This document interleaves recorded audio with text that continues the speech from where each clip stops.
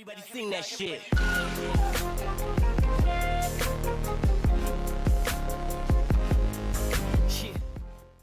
Things you missed from the Russia vs Saudi Arabia World Cup opener. The World Cup is finally underway and it was a perfect start for the hosts Russia as they defeated Saudi Arabia 5-0 in a one-sided opener in Moscow. But not all of the interest was on the field at the Luzhniki Stadium. We take a look at a few things you might have missed during the tournament curtain raiser. Putin's novel way to celebrate the fact Russian President Vladimir Putin and the Crown Prince of Saudi Arabia Mohammed bin Salman were separated by FIFA President Gianni Infantino in the VIP seats attracted plenty of attention on Twitter. And Putin certainly had an amusing reaction when Russia opened the scoring through Gazensky early on. Presumably bin Salman felt there had been a foul on a Saudi defender in the build-up to Gazensky's header, as he appeared to be protesting to his two neighbors. Both responded with a shrug and an open-handed gesture, before Putin and bin Salman made up by shaking hands.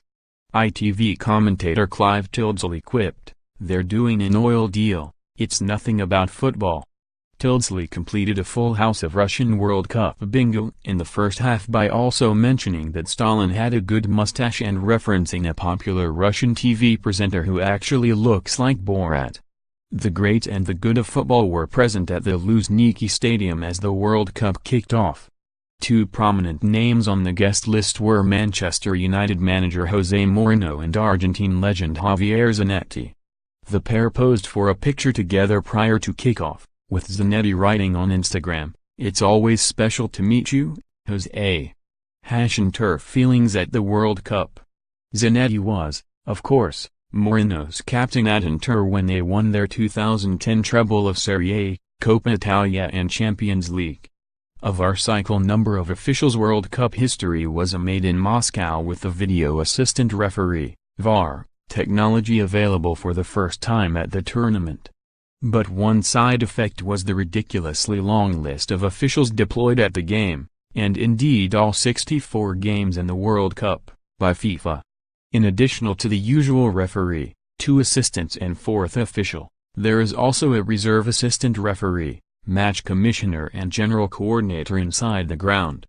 Then you have a further 4 VAR officials watching the match on a bank of video screens, the actual VAR, an assistant, 1 for offside decisions and 1 in support. So that's 11 in total. Perhaps they'll field a team at some point.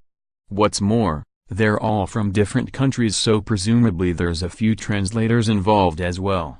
Welcome to FIFA's brave new officiating world. Ronaldo is the star of the opening ceremony. Any World Cup opening ceremony needs some footballing royalty to make things go off with a bang, and Brazilian legend Ronaldo certainly fitted the bill here. Dressed smartly in a suit and tie, the 1994 and 2002 World Cup winner helped deliver the official match ball onto the field at the Luzhniki Stadium before kickoff.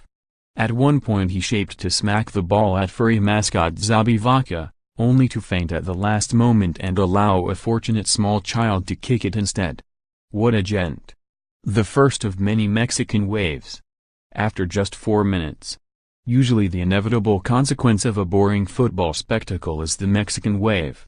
But Russia vs Saudi Arabia had barely even started when the first Mexican wave was started just 4 minutes in. We can only assume this will be a regular feature of this World Cup. Meanwhile, there was a fascinating mix of character in the stands, some were more attractive than others.